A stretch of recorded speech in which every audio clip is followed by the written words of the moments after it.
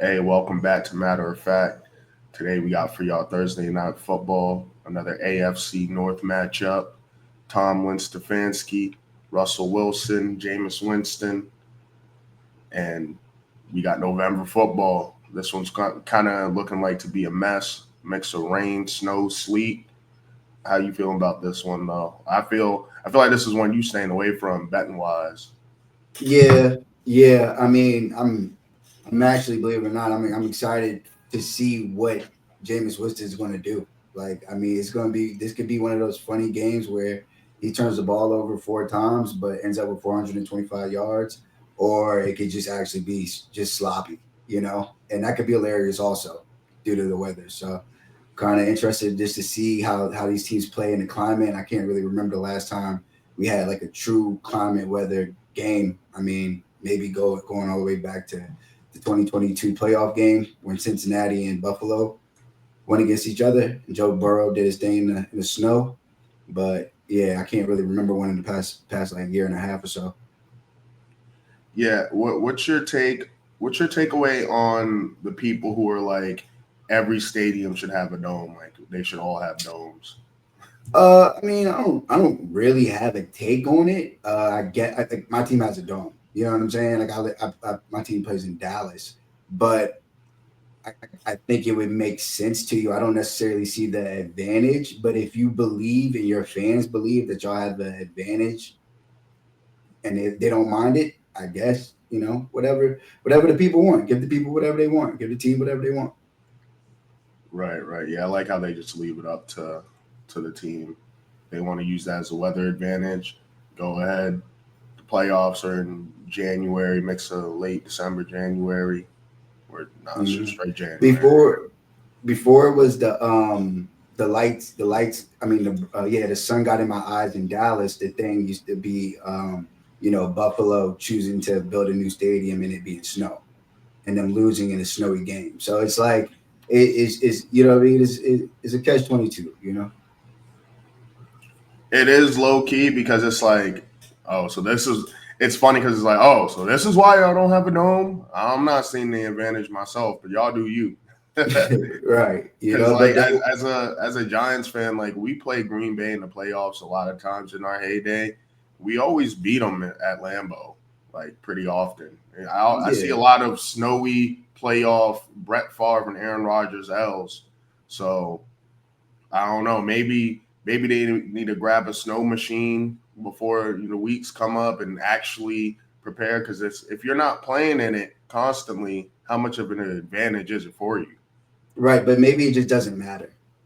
You know what I'm saying? You know what I mean? Like that could also be a thing too. It's just whatever. Yeah. So, 34 degrees. Now, what I'm wondering is like, what's the wind looking like? Because the wind, that's what really affects the passing when it comes to rain and snow. Like usually it's rain or snow, so this should be interesting. I'm excited to see how it is. I was looking over at what's next to Ohio, Indiana. I was looking at like Indiana Twitter and what the snow they got in recently or whatever, and Mhm. they said they got a decent amount of inches or feet last night. So we'll see. We need a sky cam.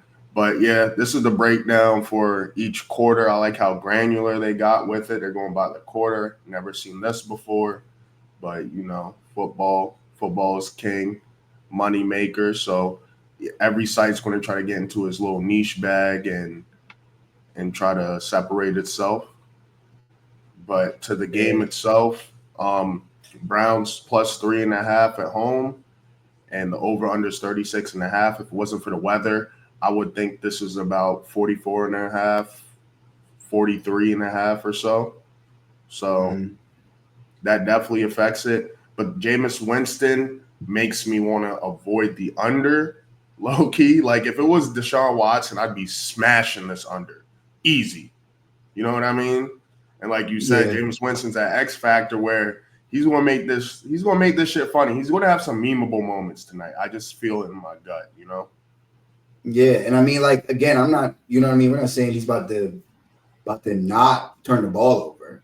You're definitely gonna get that, but you just might it might not do anything to him. Like if it doesn't, that turning the ball over and making mistakes does nothing to Jameis Winston. And you know what I mean? If he's balling and he's chucking it, which he did last week, you know, we could be in we he could surprise some people. And I guess like depending on what you got going on in fantasy too, if you want to make that gamble, it's definitely a gamble. But you know, if you're going up against an opponent where you need some crazy stuff to happen in order to win, uh, you know, maybe you plug in Jameis if you have to and see what happens. Or if you got to play it safe, I wouldn't play Jameis. I'd probably get somebody else off the waiver. But Yeah, if you're playing Jameis, then you're really fucked by the bye weeks. I mean, yeah, bye weeks, injuries, waivers, Yeah. everything. Yeah, was it 6 teams on the bye this week? No bye week 13, week 14, another 6. So that's 3 games total that we're missing, and that's a lot of quarterbacks this week that you're missing. So, either that or how do you feel about starting Russell Wilson? I mean, in one of the leagues, I actually ended up with Russell Wilson and Jameis Winston, and I'm not going to start either one of them, or I'm gonna start Jameis. But I don't think I'm gonna start Russ in this one, just because I don't. I mean, I don't really. I know Pittsburgh already doesn't want to throw the ball 35, 45 times. You know what I mean? And the only way I see Russ going crazy is if Jameis is going crazy. Mm-hmm. But you know what I mean? So it's like, okay, this is going to, if someone gets 350 yards in this game, it's going to be Jameis.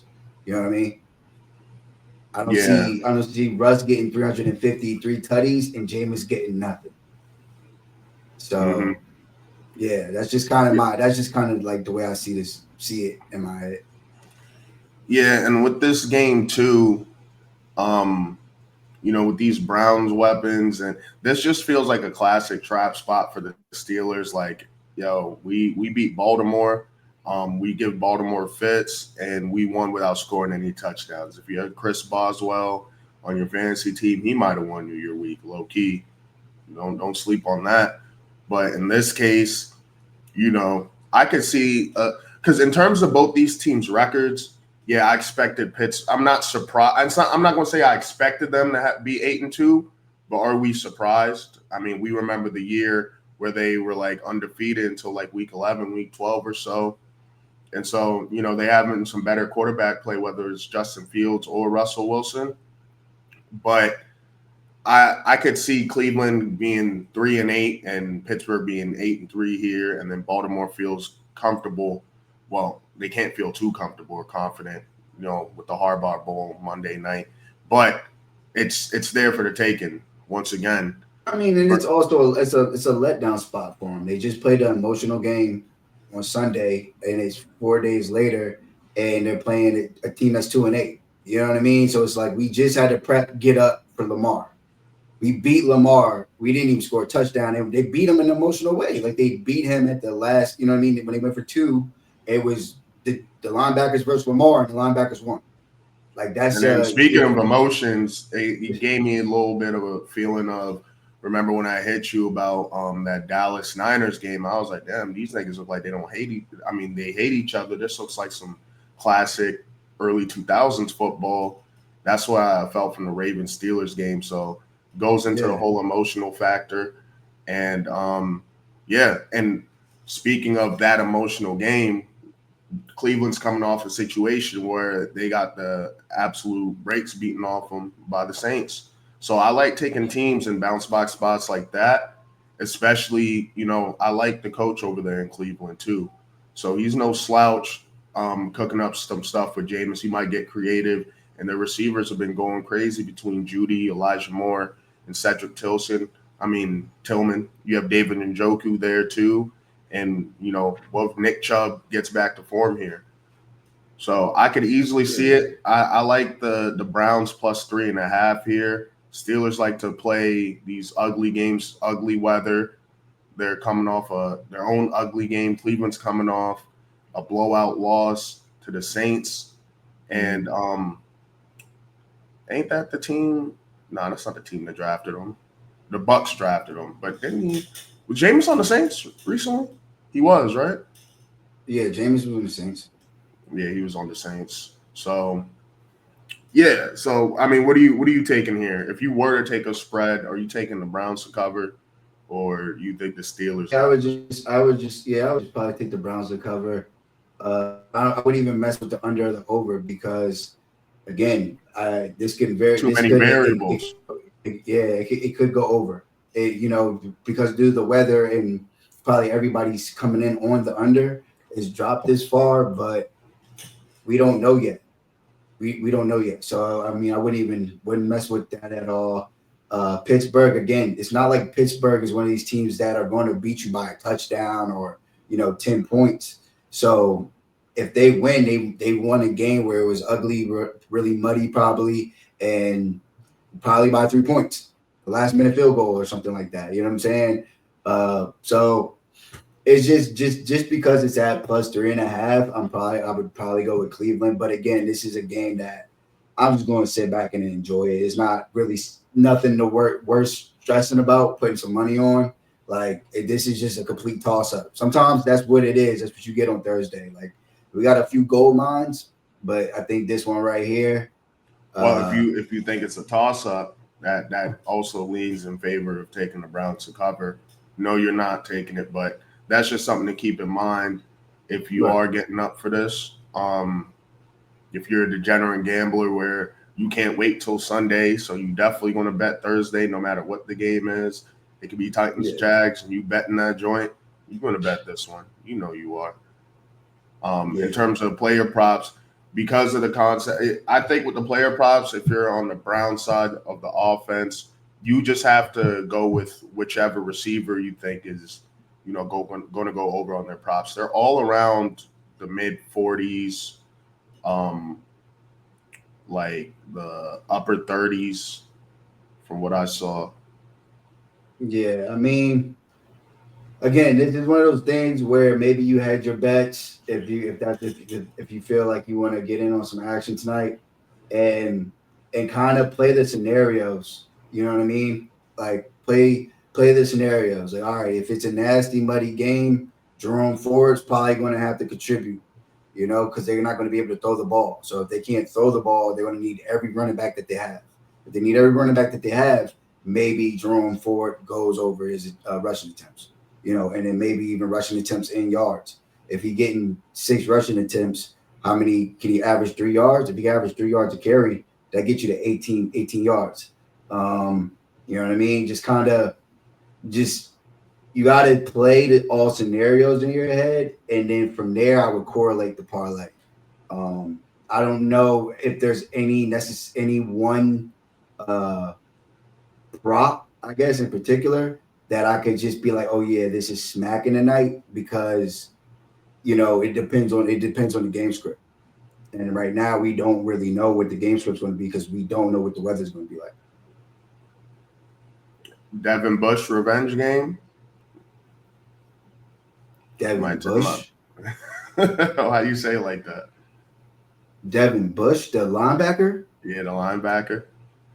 Oh, oh my God, I don't think so. I What? don't think so. I mean, they're going to be running the ball and then a bunch of tackles. I'm thinking them like underdog. If this is an under game, if this ends up being, I mean, regardless if it goes over, both these teams are coming in trying to run the ball regardless. Jameis Winston working out the play action, but Steelers definitely trying to run the ball. So, like you said, similar to Jerome Ford, I would take a look at Jalen Warren. But yeah, what's your problem with Devin Bush? PFF got him ranked 24th linebacker. You know, I mean, again, and his run I don't, defense is yeah, I don't know nothing about. So if you're talking about it from like a prop standpoint, I don't know nothing about defensive props. You See, know what I'm saying? I'm in Texas, so I'm doing Yeah. underdog shit. So I gotta get creative, or I gotta hit one of my boys or a thing. Yeah, yeah. So I mean, yeah, that's why I'm like, wait, what? Devin Bush? What the hell does he got to do with it? what? I'm like, what? Miles Garrett sack.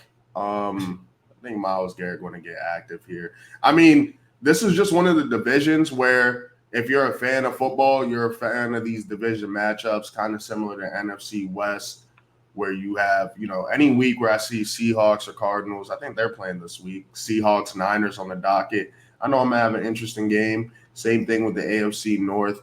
So, I'm just glad to have some more football here. We're in week 12, halfway through the season. Your fantasy trade deadline is probably coming up within the week, if it hasn't passed already. What? I said, or it's passed. Yeah, exactly. But let me look at one more thing, because there's not, we pretty much covered everything besides that. Next up, the Steelers have this is the Battle of Pennsylvania. They got the Eagles, and then they have the Ravens again. So run that shit back. And then we have the Devil Magic Bowl on Christmas between them and the Chiefs. So they got like a slight little gauntlet after this, man.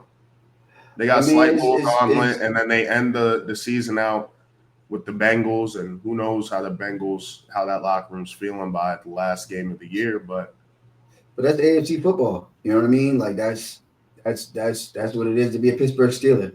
So that's why they win the way that they win, because that travels. So I don't think they're really even worried about it. Oh, I said that wrong. So they have the Bengals and then the Browns again, then the Eagles and the Ravens. I had the two next games covered up. I was like, wait, there's four games left? But no, they got the Bengals after this, and then the Browns again. So they have they have 5 division matchups in the next 7 games. Yeah. So their season will be decided with this stretch. Yep. This stretch is going to decide their season. But I think that's fair. That's the opportunity I would want. I would like to have that.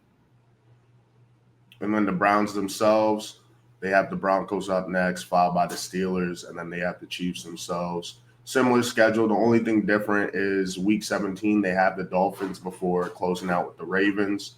This is pretty much a lost season for them.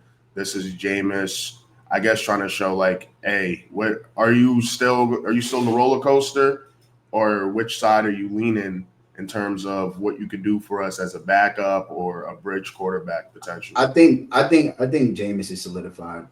I think Jameis has a solidified career as like a backup quarterback.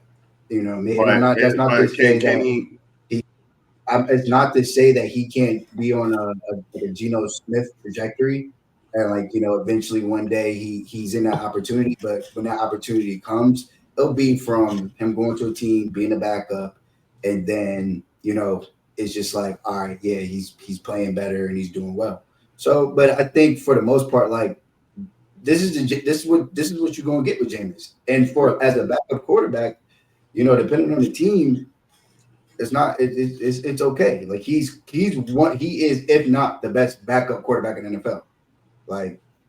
Period. Yeah, he's definitely a great backup to have. He'd be in a better situation versus a situation where we kind of came into this year knowing Deshaun Watson's cooked mentally, morally, physically, and what if he ends up in a situation? Because we have to remember Sam Darnold. He beat. It seems like they're going to have him battle with JJ McCarthy. He might have just straight up won that outright. But that's a dope situation. That's I feel like that's his ceiling, kind of a Sam Darnold. I think that that's what I'm saying. I think that is that. But I feel as if that's already been solidified. You know what I'm saying? I think he's already done enough to be that QB, because say the Raiders. Yeah, I was more so my question was, can he elevate himself past that? Because that's his floor. That is solidified. But I think can he rattle off enough games and enough performances where teams are like, all right, we might not be in a position in this draft to get a quarterback because there's only 2 or 3 that seem to be graded out to be first round picks. Can he be a solid bridge instead of coming in as a backup on some classic Teddy Bridgewater type time? Yeah, I think that depending on, how free agency goes, if Gardner Minshew can get that opportunity, why would Why that's another one. That's the perfect. You know what I'm saying? You know what I mean? So it's that's why I said the Raiders. If you're the Raiders, why wouldn't you? Even if you're going to get, Even if you're going to get a quarterback, you know what I mean? Obviously, you know, they want to get a quarterback. Like, why wouldn't you get Jameis? Even if you end up with a That is a quarterback. great location for him, and they would love So, him over there in Vegas. I feel right. And he can be in, you know what I mean? Nobody in that situation is going to be mad or upset with the shift. Injuries happen, you know what I mean? And if the quarterback, the QB, rookie QB, so happens to get injured in the first game of the preseason and he's out for he has to have a redshirt year. Well, you're just having fun with Jameis, and it's just whatever. Then we get our franchise quarterback back next year. Like, I think he'll be. I think he'll be all right. We'll get on Sam Darnold and the Vikings when we talk about all the other teams later. what But you got like a Sam Darnold Vikings take? no, I don't really. Again, I don't have takes. I'm just showing data, stating facts. By And technicality, but yeah, it's semantics, bro. It's still a take. I was just wondering why you were like, yeah, "We'll get to Sam Darnold." I yeah. thought you I had just something specifically with no, Sam it's Darnold. just I just yeah. When I show everything, you know what I mean. I say okay, yeah. But yeah, at the end of the day, Sam Darnold is Sam Darnold. So All mm. right. I guess last thing, I'm looking at George Pickens over under on yards 60.5. How do you feel about that? He could get that in one play, one or two. 60 60.5. again. I would like I said, I would correlate multiple. Like if you However you play feel it, the game script is. yeah, right. Because again, you're right. That's a low number. So if you feel like the weather's straight, I'm smacking it. But if you're like, nah, this weather is about to be I don't think that they're going to want to throw the ball in this kind of weather. Then yeah, I'm going. Are you going to go under on everything? You know. Under everything. Don't be afraid to take the under. I know we like to see high scoring games and then you have some pessimists that just love taking the under. So shout out to y'all for having that, type of goal, that football love, but you ready to take the unders. You know what I mean? Yeah, just watch closely, pay attention, see what the line is doing. And I mean, if you're really passionate about betting this game, like you got to just be on it, or you can Yeah, you relax you and probably you probably already on it. You looking at the weather, you looking at Google Earth, trying to yeah, see what it's looking like over there. if you, I would stay away. But if you feel a need that you got to get it, today's the day you gonna win a band. By all means, good luck. And if you Get to work. haven't, and if you want to talk yourself off the edge, go look at Russ's social media, the artist. He's been going in about the betting and whatnot. If you feel some type of way, Yeah. but yeah, am I still here? Oh, okay, Yeah. cool. My shit just went off. But yeah, that's it for that. Matter of fact. And next up is gonna be Like Love Lock. Austin went 3-0 last week. Hey. So you did it. So you probably didn't even know that. You probably not even paying attention. That was, bruh. You know what I mean? But I saw, what did I see? I mean, I saw the Denver one, and I was like, okay, cool. And we And I both saw had the one, Lions.